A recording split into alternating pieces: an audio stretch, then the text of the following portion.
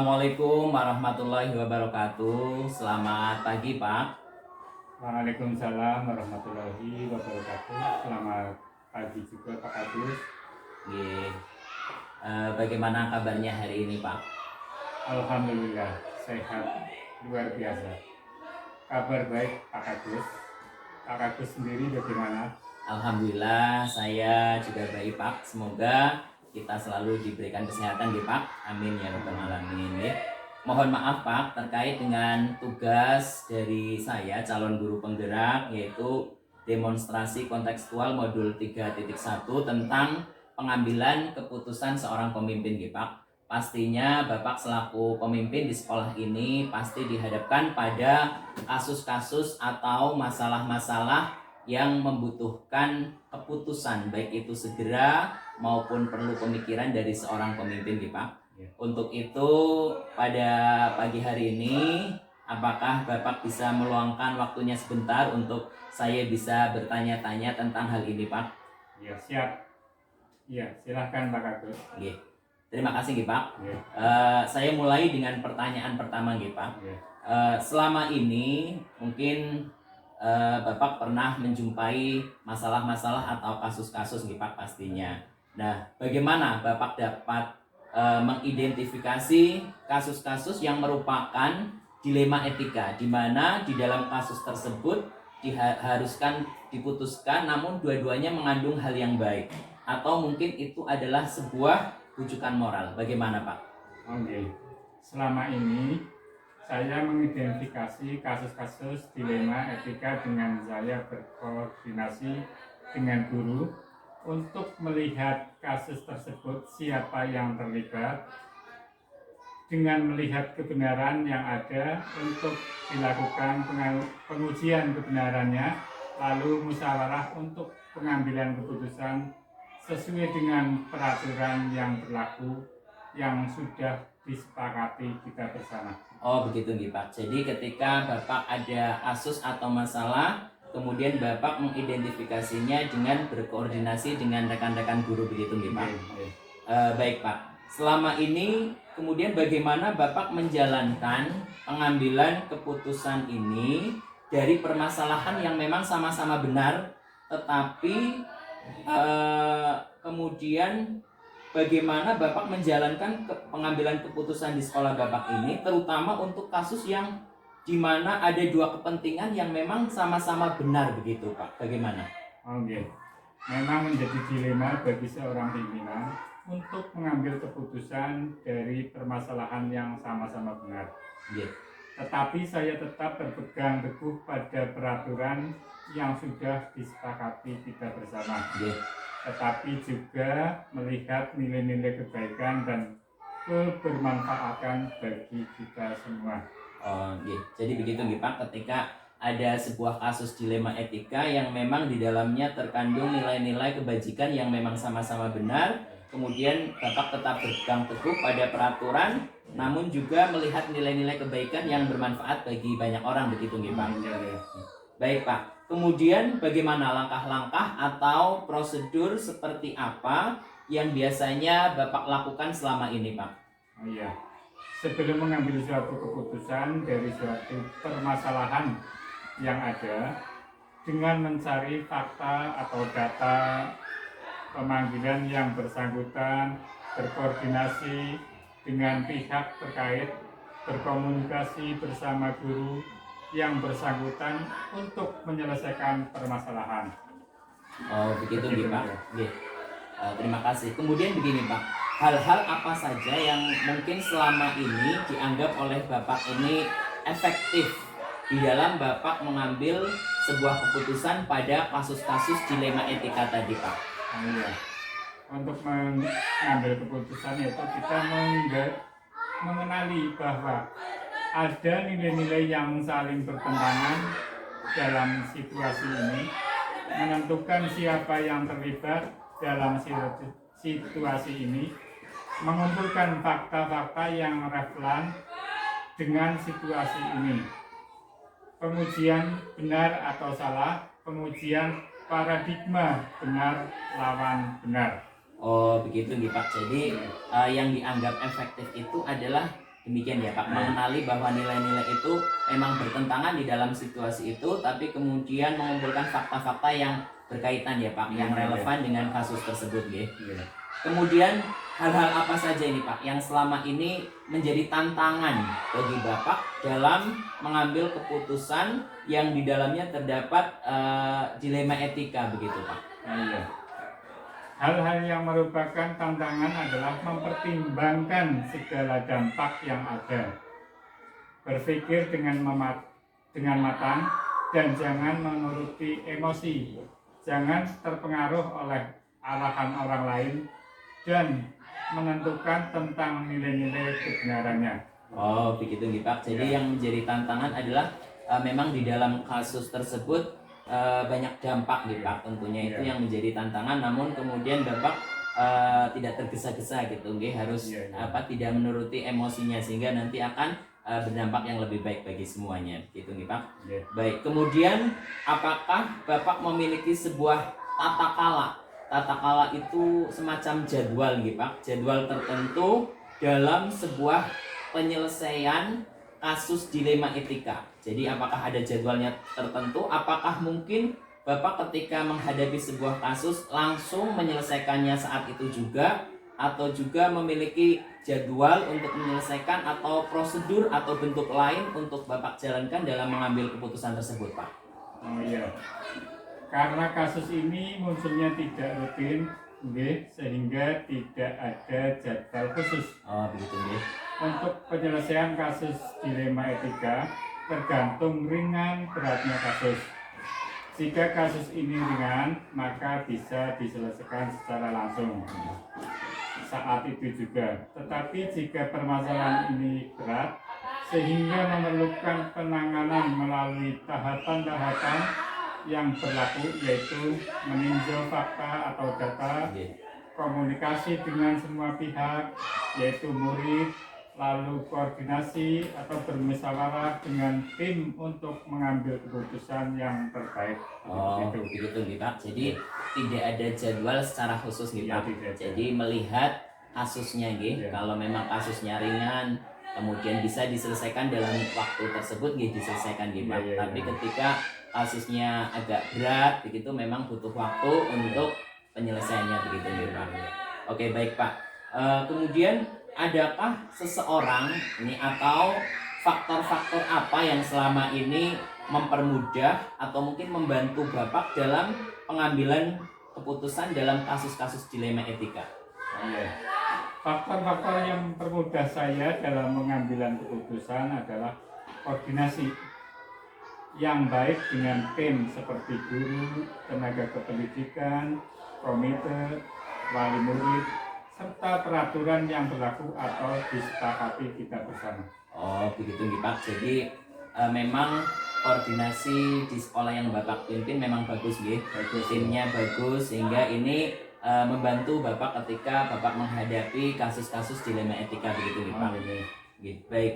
Kemudian dari semua hal yang telah disampaikan oleh Bapak tadi, pembelajaran apa yang Bapak petik dari pengalaman Bapak mengambil keputusan dilema etika tersebut Pak? Oh iya, pembelajaran yang saya dapatkan adalah dalam pengambilan keputusan adalah pentingnya berkomunikasi dan berkoordinasi yang baik dengan semua pihak agar pengambilan keputusan akhir yang diambil sesuai dengan sasaran dan berdampak positif serta berpihak kepada murid. Begitu Pak. Jadi pembelajaran yang dapat Bapak ambil ketika ada kasus-kasus dilema etika ini adalah betapa pentingnya sebuah komunikasi nih Pak. Komunikasi dan koordinasi dari berbagai pihak sehingga sesulit apapun masalahnya ketika ada komunikasi dan koordinasi maka akan dapat terselesaikan dengan baik begitu Pak. Oke.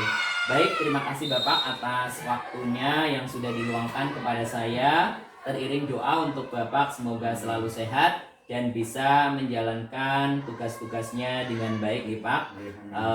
Untuk waktu kali ini saya cukupkan sekian. Saya mohon maaf sudah mengganggu di tengah-tengah kesibukan Bapak. Saya hanya bisa menyampaikan terima kasih dan saya akhiri. Assalamualaikum warahmatullahi wabarakatuh. Ya, terima kasih. tidak mengganggu karena itu tugas saya. Amin amin, terima kasih. Wassalamualaikum warahmatullahi wabarakatuh.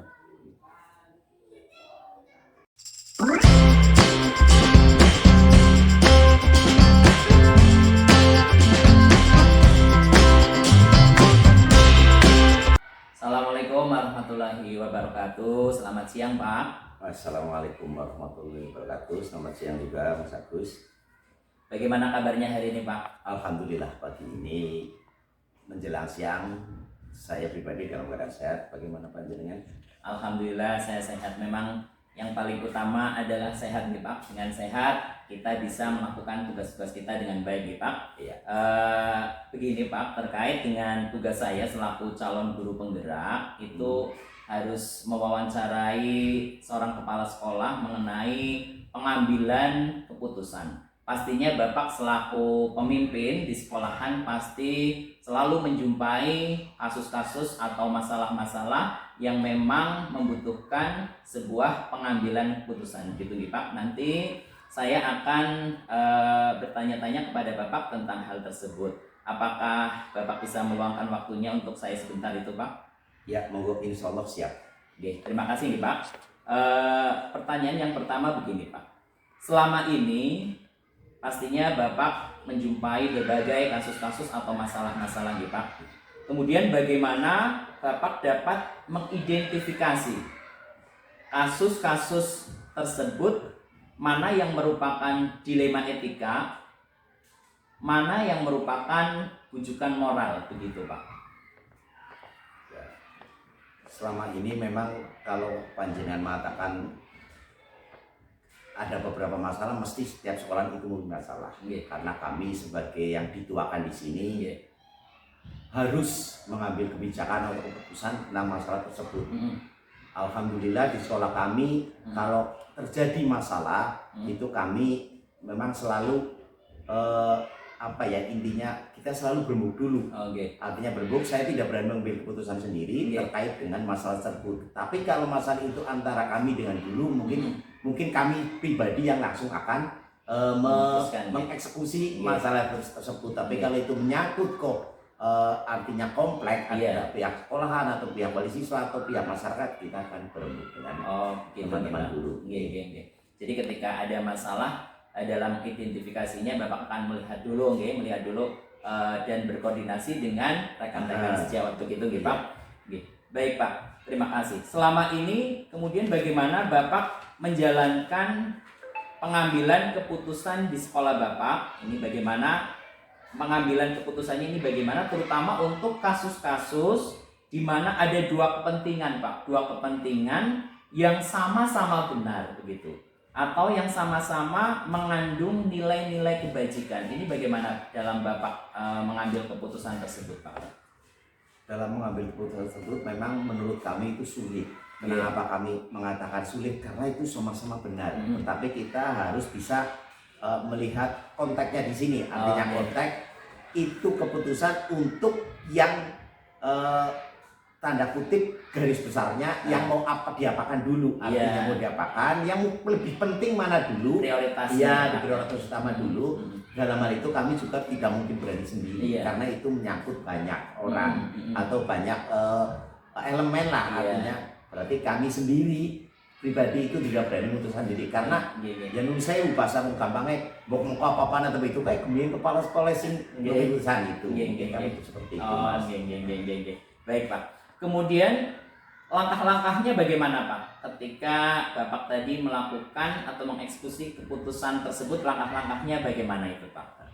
Langkah-langkah yang kami lakukan untuk suatu mengambil kebijakan, biasanya kami bahasa paling keren mungkin identifikasi masalah kami masalahnya seperti ini. Kalau ini bisa saya eksekusi sendiri, saya eksekusi sendiri. Tapi kalau itu menyangkut orang lain atau orang banyak, mungkin siswa, wali siswa atau masyarakat sekitar, kami melibatkan para guru. Tapi kalau para guru saja kami libatkan, kok masih ada ganjalan kayaknya kurang pas, kami memang di sini pernah mengambil komite. Nah, jadi kami beserta mitra kami komite dan dewan guru itu kita mengambil kebijakan yang kebijakan tersebut sudah kami rembuk. Oh, Nah, gitu itu masalah itu baru kita lontarkan, oh ini yang jalan keluarnya bagi kami. Seperti itu. Gitu Pak. Kemudian dalam mengambil keputusan tersebut yang dianggap oleh Bapak itu efektif begitu. Yang dianggap efektif dalam pengambilan keputusan pada kasus-kasus dilema etika seperti itu apa Pak yang paling efektif itu? Kalau menurut kami yang paling efektif ya kami sudah tahu masalahnya apa dan masalah itu kira-kira menimbulkan dampak sosial atau tidak. Kalau dampak sosialnya lebih besar, menurut kami kalau efektif kami tetap berembuk. Tapi kalau dampak sosialnya tidak melebar kemana-mana, kami eksekusi sendiri. Oh begitu. Baiklah.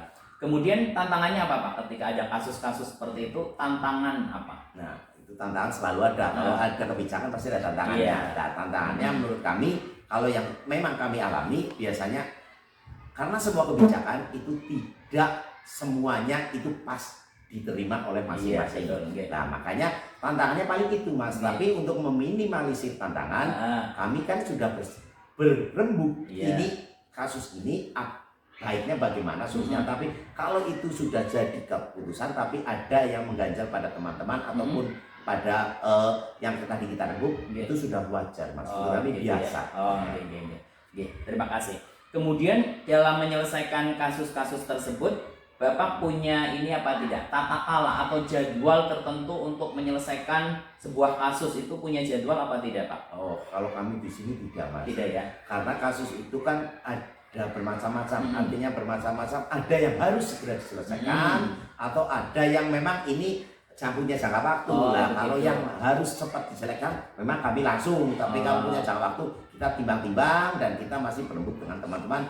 Kira-kira pas kapan sih kira-kira kita pada kumpul kita selesaikan masalah ini bareng-bareng. Begitu nih Pak. Jadi tidak ada jadwal secara khusus untuk menyelesaikan masalah ini. Kemudian tergantung juga ini ya Pak, tingkat kesulitan juga. Ketika bisa diputuskan saat itu ya langsung diputuskan. Tapi ketika perlu pemikiran dan perlu berembuk dengan teman-teman, maka perlu waktu ya Pak untuk kemudian mengambil sebuah keputusan ya Pak. Baik. Kemudian selama ini ada apa tidak Pak seseorang atau mungkin faktor-faktor yang kemudian membantu Bapak atau mempermudah Bapak dalam mengambil sebuah keputusan? Kalau sampai sekarang alhamdulillah masih ada. Kenapa saya mengatakan ada? Itu sudah umum betul lumrah. Sebagai seorang kepala sekolah itu karena manusiawi lah. Mesti di sekolahan punya guru atau mitra kerja yang lebih dekat. Biasanya kepala sekolah itu mengambil mitra guru yang lebih dekat itu yang minimal itu senior. Nah, biasanya orang senior, orang bijak kan mengatakan sudah banyak makan asam garam seperti itulah. Jadi kita komunikasi dengan beliau dulu.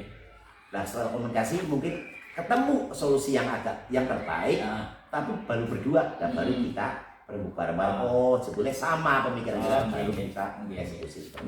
Berarti ada ya Pak, ada seseorang atau mungkin faktor-faktor yang kemudian membantu atau mempermudah Bapak dalam mengambil keputusan, ada ya? Ada. Terus kebetulan juga di samping itu Mas, bukan berarti saya mengunggulkan diri atau keluarga kami. Kebetulan istri kami juga seorang kepala sekolah. Jadi kita sebelum mengambil keputusannya, kalau keputusan itu tidak urgen harus, kami biasanya kalau pulang sekolah istri kadang juga punya masalah bermuka dengan kita. Saya juga begitu, akhirnya ketemu nanti di sekolah baru kita beda kayak gini. Gitu Pak. Jadi membantu gitu ya, membantu Bapak untuk sharing, berbagi cerita begitu ya, sehingga nanti akan mempermudah dalam mengatasi kasus-kasus yang ada begitu ya Pak. Oke, terima kasih Pak. Dari semua hal yang sudah sampaikan Bapak tadi, pembelajaran apa yang bisa Bapak petik dari pengambilan keputusan tersebut Pak? Pembelajarannya apa? Menurut kami pembelajaran yang bisa kami petik, karena pembelajaran bisa kami itu kan menurut pribadi, karena panjenengan mengatakan kepada kami mungkin semua orang berbeda. Tapi menurut kami yang dapat kami petik adalah manakala ada satu permasalahan, sebisa mungkin kita selesaikan yang pertama. Yang kedua, penyelesaian itu belum tentu harus kita yang mengeksekusi, tapi eksekusi memang pada kita, tapi belum tentu kita yang mengambil keputusan. Karena apa? Karena kita di sini bukan bekerja sendiri, kita punya mitra kerja, guru-guru, dan kita juga punya mitra kerja, komite yang sudah ditunjuk oleh saya sebagai intinya penyambung lidah dari Iya, para iya, iya. itu. Kebetulan lagi di sini juga ada paguyuban, Oh, alhamdulillah paguyuban aktif. Jadi setiap ketua paguyuban bisa kita panggil atau Iya. kita ajak dulu bersama. Begitu nih Pak. Jadi memang yang namanya masalah atau kasus-kasus itu memang harus urgent segera diselesaikan gitu Pak. Dan dalam menyelesaikannya tentu harus ada komunikasi dengan tadi komite, dengan rekan-rekan guru begitu gitu Pak. Iya. Artinya ketika seorang kepala sekolah itu tidak kemudian memutuskan sendiri berbagai kasus-kasus yang ada begitu nih Pak. Iya, Mungkin, iya. ya. Terima kasih Pak atas waktu yang diluangkan untuk hari ini. Banyak sekali pembelajaran yang saya dapat. Terima kasih dan teriring doa untuk Bapak semoga selalu diberikan kesehatan sehingga bisa menjalankan tugas-tugas dan kewajiban sebagai seorang kepala sekolah. Dan mungkin saya sudah mengganggu waktu di kesibukan Bapak. Tidak lain kami mohon maaf yang setulus-tulusnya. Saya akhiri nih Pak. Saya akhiri untuk bincang-bincang kali ini. Saya akhiri, wassalamualaikum warahmatullahi wabarakatuh. Waalaikumsalam warahmatullahi wabarakatuh.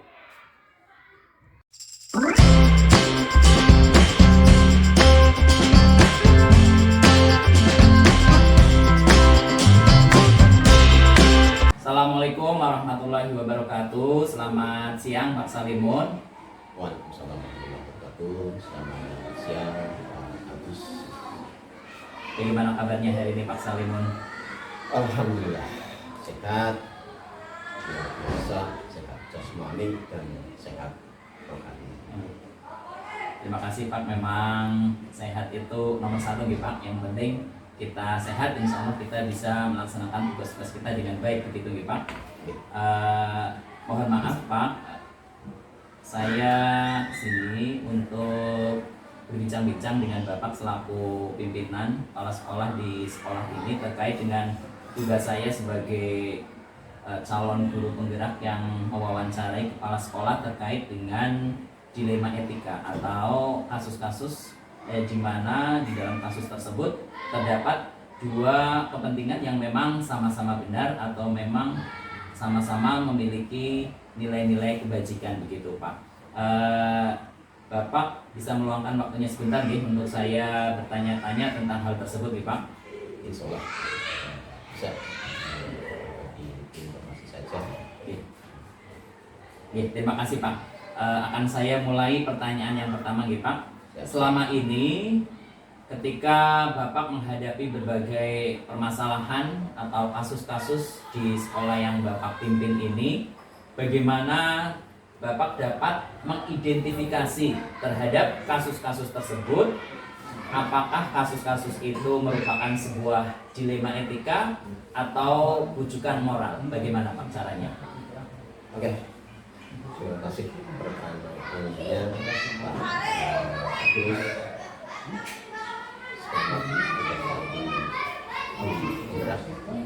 Selamat salam nih. Oke. Baik, di sini akan saya jawab berkaitan dengan dilema etika. Tadi sudah dijelaskan dengan apa sih dilema etika ya, di mana kita dihadapkan pada beberapa masalah ya, masalah tapi masalah ini masalah yang benar ya, sama-sama masalah benar tapi sama-sama benar. Pengalaman yang sudah saya laksanakan di SD Negeri Jonathan khususnya ini untuk mengidentifikasi kasus dilema etika atau rujukan moral. Yang pertama, melihat dengan cara melihat kepentingannya, kepentingan dari masing-masing personal atau individu, kepentingannya benar atau salah ini. Kemudian jika kasus dilema etika itu sama-sama pada posisi yang benar, kita lihat seberapa besar kepentingan masing-masing pihak yang punya masalah di dalam hal ini dilema etika. Nah, itu ketika dua-duanya sama-sama punya kepentingan yang benar, artinya kita pastikan itu bertentangan dengan salah satu hukum atau tidak. Maka ketika itu dipastikan melanggar, berarti itu termasuk rujukan moral ya, moral, bukan termasuk dilema etika nih Pak. Dilema etika, artinya ada nafsu dari masing-masing individu itu Pak. Itu nih Pak. Itu yang tepat. Jadi itu. Baik Pak, terima kasih. Kemudian selama ini bagaimana ini Pak Salimun menjalankan pengambilan keputusan di sekolah Bapak, terutama untuk kasus-kasus di mana ada dua kepentingan yang sama-sama benar atau sama-sama mengandung nilai-nilai kebajikan. Jadi ketika itu sebuah dilema etika atau yang mengandung sama-sama benar ini, bagaimana Bapak dalam mengambil keputusannya? Dalam pengambilan keputusan di sekolah kami, yaitu Negeri Donakan,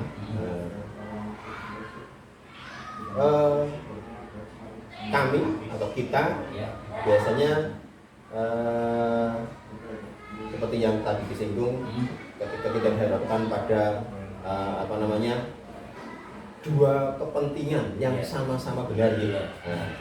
Benar, maka saya sebagai orang yang dituakan, ya kita perhatikan dulu apakah masalah tersebut itu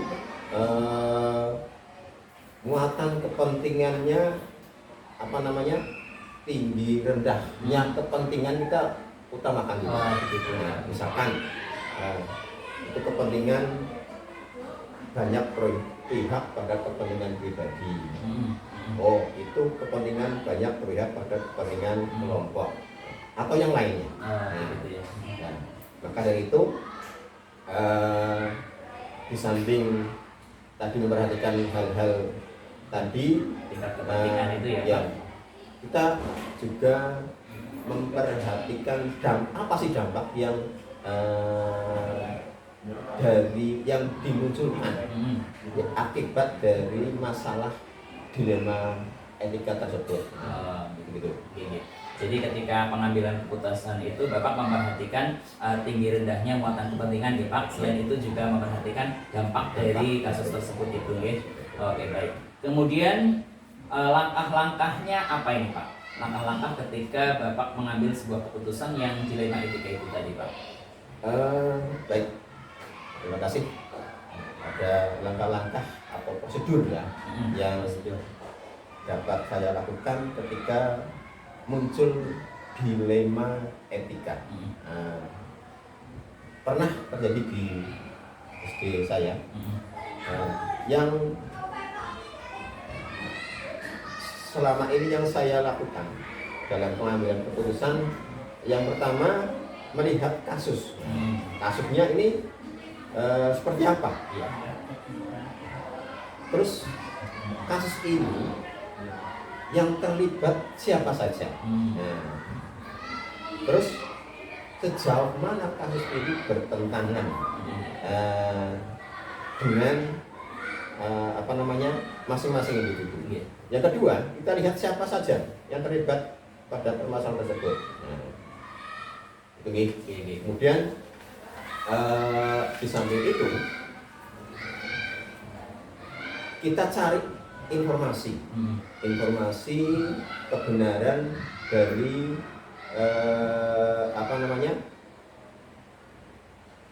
masalah yang ada. Kita cari faktanya, kemudian fakta itu kita lihat benar atau salah, begitu ya. Kemudian setelah itu kita baru analisa untuk menentukan benar atau salah kita dalam mengambil sebuah keputusan. Baik Bapak, terima kasih. Kemudian berikutnya ini Pak, selama ini yang Bapak anggap efektif dalam pengambilan keputusan pada kasus-kasus dilema etika ini apa saja Pak yang dianggap efektif? Dalam kasus dilema etika dikatakan efektif itu apabila sesuai dengan nilai-nilai dan tidak menimbulkan masalah setelah kita mengambil sebuah keputusan. Itu ya. Jadi dianggap efektif ketika keputusan itu kemudian minim efeknya gitu ya, sehingga berdampak yang lebih baiknya itu lebih banyak begitu gitu Pak. Baik, kemudian selanjutnya ada apa tidak Pak tantangan dalam Bapak mengambil keputusan tersebut Pak? Baik, dalam pengambilan keputusan kasus dilema etika, tantangan yang terbesar dalam menyelesaikan itu tentunya banyak lah. Tapi dari sekian banyak tantangan tentunya ada tantangan yang paling berat, paling besar, yang tentunya datang dari pihak yang terlibat dalam memutuskan suatu permasalahan. Yaitu tantangan terberatnya adalah menyamakan persepsi, mempersatukan dari beberapa pemikiran, dari beberapa konsep menjadi sebuah kesepakatan ya. Itu yang tentunya tidak instan, karena yang kita hadapi adalah mereka manusia dewasa, yang mengedepankan hati lah ya. Maka itu jadi tantangan yang terbesar adalah menyamakan pemikiran dan membuat kesepakatan itu. Terus kita juga sebagai kepala sekolah harus bisa memilih sebuah solusi yang tentunya dapat kami jadikan sebagai sebuah jawaban yang dapat diterima di semua pihak. Baik Pak, tadi Bapak katakan bahwa ketika dalam pengambilan keputusan itu ada butuh waktu begitu ya Pak, tidak instan saat itu juga gitu. Apakah Bapak punya tata ala atau semacam jadwal ketika ada kasus itu kemudian dijadwal gitu dalam penyelesaiannya? Punya seperti itu apa tidak Pak? Baik, dalam hal ini, dalam penyelesaian sebuah kasus dilema etika, saya sebagai kepala sekolah tidak membuat jadwal kapan kita selesaikan masalah ini. Tidak, karena apa? Yang namanya masalah datang bisa tiba-tiba, atau mungkin tidak ada masalah. Nah, maka yang saya lakukan selama ini ya menyesuaikan atau situasional. Nah, ketika muncul sebuah dilema etika dan harus segera diselesaikan, maka langsung saya eksekusi dan saya langsung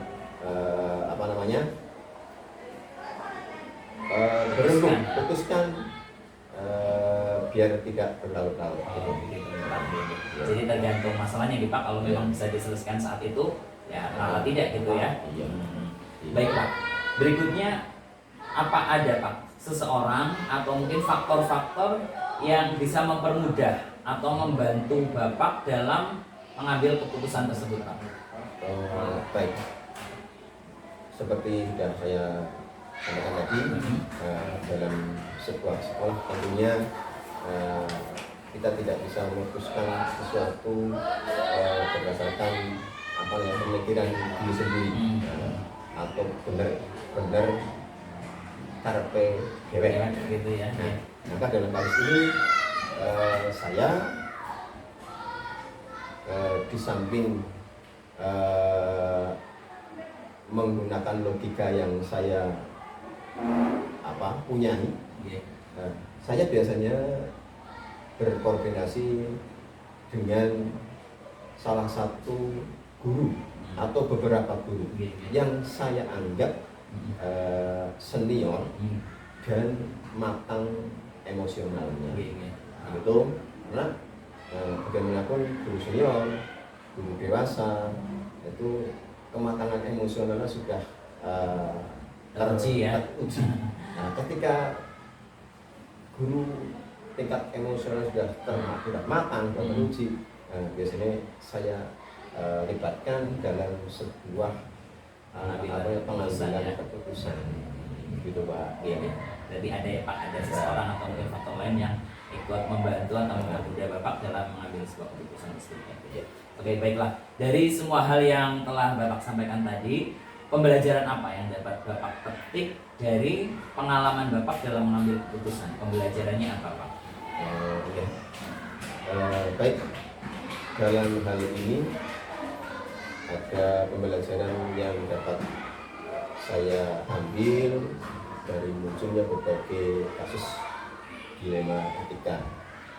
Yang pertama, bagi saya pribadi, bagi kepala sekolah, dapat melatih kita, melatih saya pribadi untuk berhati-hati dalam berbagai pengambilan keputusan. Itu. Yang kedua, dapat menjadikan saya pribadi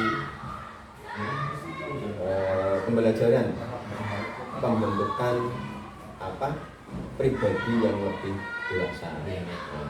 Kemudian dampak bagi sekolah dan teman-teman guru, jadikan munculnya masalah dilema etika dapat menjadikan guru-guru di SD negeri saya, terutama SD negeri 28, menjadi guru yang berpikir realistis dan menambah kedewasaan, terutama dalam pengambilan keputusan, baik itu yang menyangkut sekolah maupun yang lainnya. Itu dari Pembelajaran ya, Pak ya. Saya petik. Terima kasih Pak, saya kira cukup bincang-bincang untuk kali ini. Banyak sekali pembelajaran yang saya dapatkan dari Pak Salimun selaku pimpinan di sekolah ini. Saya sampaikan terima kasih Pak atas waktu yang diluangkan kepada saya. Teriring doa untuk Pak Salimun, semoga selalu sehat sehingga nanti bisa menjalankan tugas-tugasnya sebagai seorang pimpinan di sekolah ini dengan baik Pak. Dan saya mohon maaf sudah mengganggu waktu Bapak di tengah kesibukannya. Saya akhiri. Assalamualaikum warahmatullahi wabarakatuh. Waalaikumsalam.